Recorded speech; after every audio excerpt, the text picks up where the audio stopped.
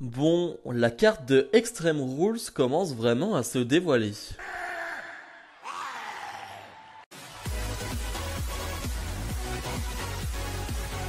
Et bonjour à tous, on se retrouve aujourd'hui pour les résultats de Raw du 6 septembre 2021. Le show qui va s'ouvrir avec RK Bro. Et oui, la WWE, comme je le dis chaque semaine, comprend que RK Bro c'est super apprécié. Donc soit ils terminent le show, soit ils commencent le show.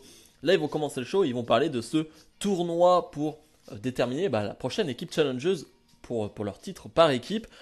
Je crois que je vais oublier des équipes, c'est obligé parce que je crois qu'il y a 6, 7, 8 équipes, quelque chose comme ça, donc c'est sûr que je vais en oublier.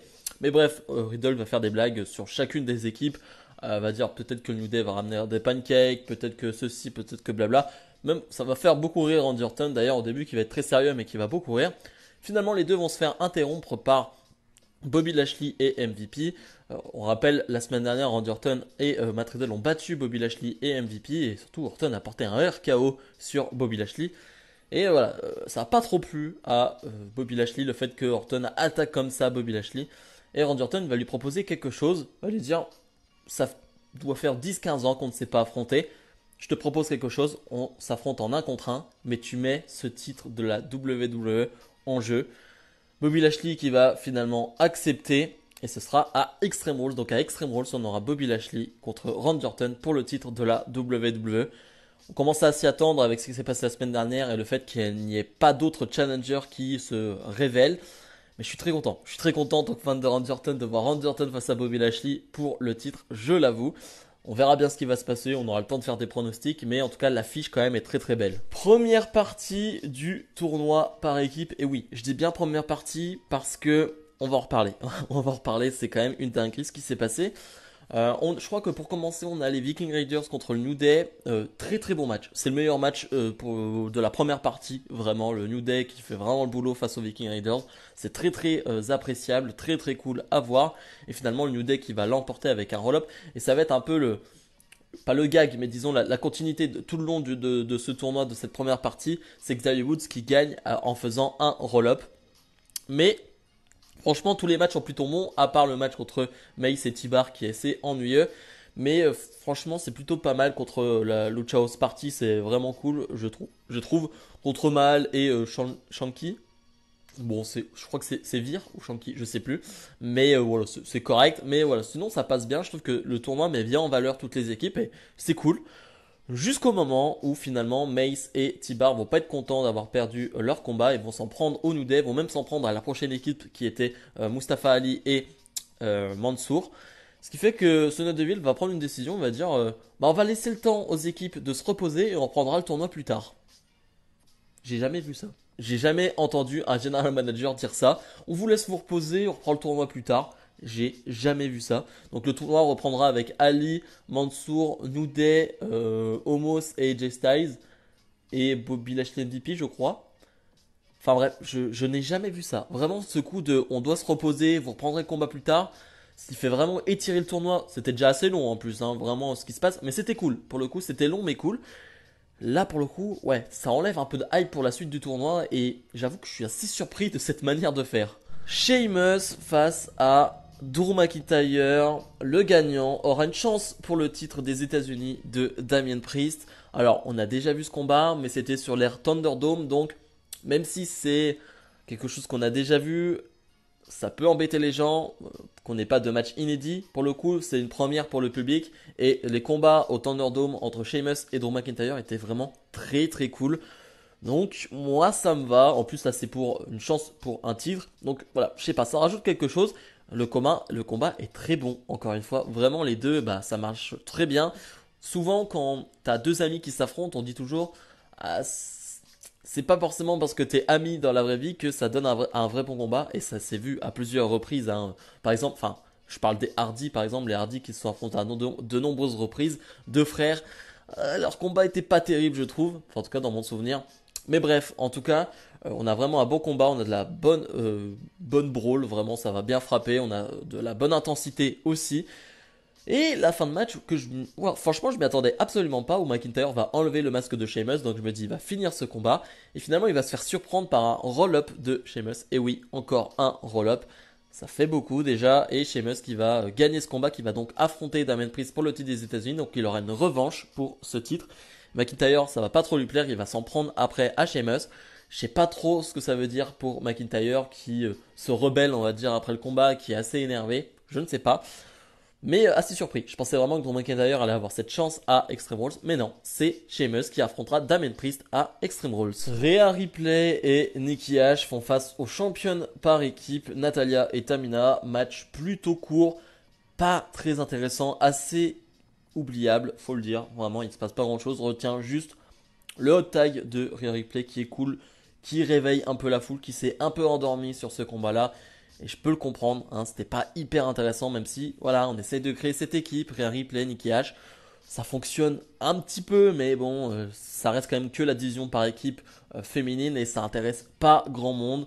Finalement, Rhea Ripley va s'en sortir dans ce combat assez toute seule, j'ai envie de dire, et va faire gagner son équipe. Et donc, bon, elle va battre les championnes par équipe.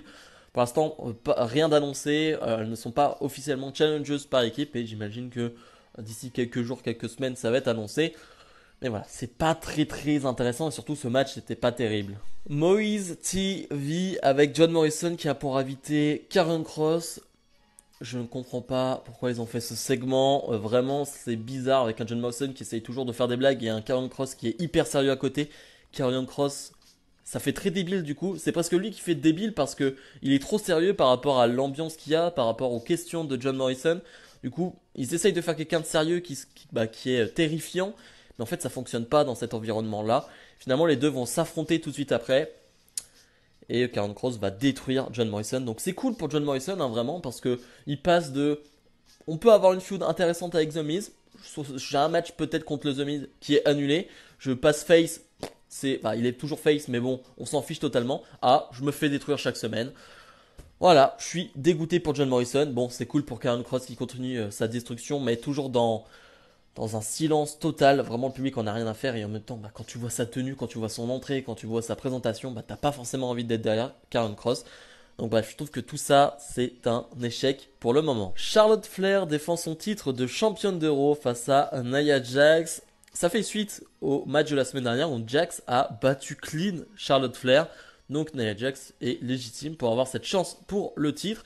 On va jouer beaucoup, surtout les commentateurs, sur le fait que la semaine dernière, il y a eu de la tension entre les deux. Alors, c'était plutôt de la réelle tension, hein. C'était pas du fake, c'était réel ce qui s'est passé sur le ring avec des choses assez bizarres.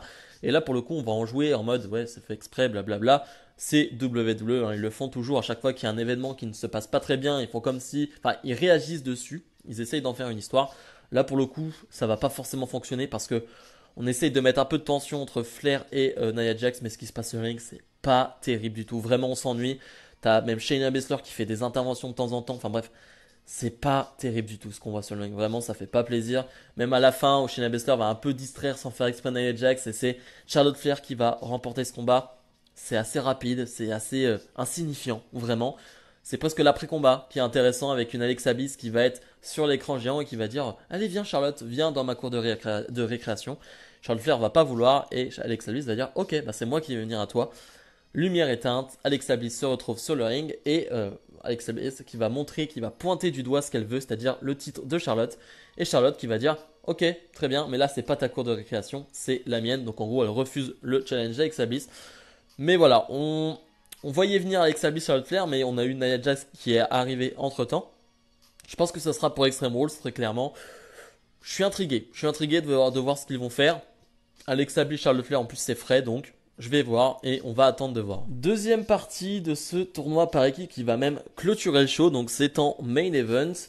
Ça débute le show et ça fait le main event. Donc là, on a le New Day contre Mansour et Ali. Excellent combat. Vraiment, je me suis régalé devant ce combat. C'est cool de voir Ali et Mansour vraiment catchés parce qu'à chaque fois, on les voit dans des combats de 3 minutes et bon, tu vois pas grand chose. Là, pour le coup, ils ont un vrai combat face à une vraie équipe qui est le New Day. Donc vraiment, c'est très très sympa. Le New Day va l'emporter sans surprise. Le New Day va affronter finalement AJ Styles et Omos. Très très cool aussi. On va jouer encore sur le fait, ils le font souvent, c'est-à-dire que c'est Xavier Woods qui se fait ultra dominer, c'est Kofi qui revient dans le match, c'est une classique. Ils font toujours la même chose, on va dire, avec Styles et Omos. C'est vraiment Styles qui va dominer, mais Omos c'est pas trop sur le ring, mais à un moment donné, dès qu'il arrive, et c'est lui qui fait la différence. là aussi. Et finalement, AJ Styles va donner la victoire à son équipe. Et on finit avec AJ Styles Omos face à Bobby Lashley MVP. J'ai un problème, c'est que ils sont en train de booker Omos trop fort. Vraiment, c'est vraiment un gros problème. C'est-à-dire que Omos va faire face à Bobby Lashley. Le public est excité en plus de voir Omos contre Bobby Lashley. Et le problème, c'est que bah, Lashley va se faire dominer. Et vraiment, Lashley se fait renvoyer du ring comme si c'était personne. Alors que c'est quand même le champion de la WWE qui a un long règne. Et ça, j'aime pas. Ça, j'aime vraiment pas. Et ça va même suivre après le combat. Finalement, Omos et AJ Styles vont perdre. Donc c'est MVP et Lashley qui vont remporter ce combat, qui sont les challengers au titre par équipe de Orton et de Riddle. Donc ça, je trouve que c'est un problème. Parce que Orton et Riddle bah, vont encore affronter MVP et Lashley, sachant que Orton est en feud avec Lashley. Bref, je trouve que c'est un bordel. Je trouve que c'est pas bien de faire ça. C'est vraiment pas bon. Donc, comme je le disais, Omos va s'en prendre encore après à Bobby Lashley. Orton va s'en prendre aussi à Bobby Lashley en lui portant un RKO. Mais j'aime pas trop. Parce que Omos il est booké tellement fort que Lashley à côté, bah, tu dis, ah, c'est le champion. Bah, il se fait ultra dominer par Omos. Et ça, j'aime pas trop ça. C'est trop, il est trop cheaté là pour le moment, si je puis dire, Omos. Et c'est pas bon de faire ça. C'est pas bon parce que ça réduit un peu trop la puissance d'un Bobby Lashley, ça j'aime vraiment pas. Et tu sens qu'ils veulent vraiment le surpusher, Homos vraiment trop fort. Mais attention, là c'est vraiment trop, moi ça me gêne. Bilan de ce Raw, c'est assez vide entre guillemets pour un Raw de 3 heures dans le sens où bah t'as ce tournoi par équipe qui prend une grosse partie de ce Raw et de ce show. Mais c'était correct parce qu'en fait bah, les combats de ce tournoi étaient cool, je trouve que ça a porté de l'intérêt. On a eu de l'intérêt pour ce tournoi par équipe, pour les équipes qui étaient présentes dans ce tournoi. Je trouve que ça a plutôt bien marché, même s'il y a des problèmes, comme je l'ai dit. Alors, on m'a demandé de donner maintenant des notes au show. Et ça peut être intéressant parce que bah, vous aussi, vous pourrez me donner vos notes et comme ça, on comparera. Moi, je mets un 6 sur 10. Voilà, on va faire sur 10. Donnez-moi vos notes en commentaire de ce show. Moi, voilà, je mets un 6 sur 10 parce que c'est un peu plus que correct. C'est pas exceptionnel. On avance dans certaines feuds. On a eu des bons combats, je trouve, en général, avec certaines fins assez moyennes, il faut le dire. Mais je trouve que c'est correct, ça se regarde. Et voilà, je suis pas en mode oh là là, c'est nul. J'en ai pas parlé, mais il y a eu un match pour le titre 24 sur 7. Mais j'ai pas envie de parler de ce titre parce que ça ne m'intéresse pas. Hein. Voilà, qu'on me le dise pas en commentaire. Ah, t'as pas parlé de Reginald? Non, enfin de Reggie. Non, j'en ai rien à faire. Bref, comme d'habitude, n'hésitez pas à mettre le petit pouce bleu et à vous abonner. Nous on se retrouve dès demain pour ma review de NXT. Salut, salut!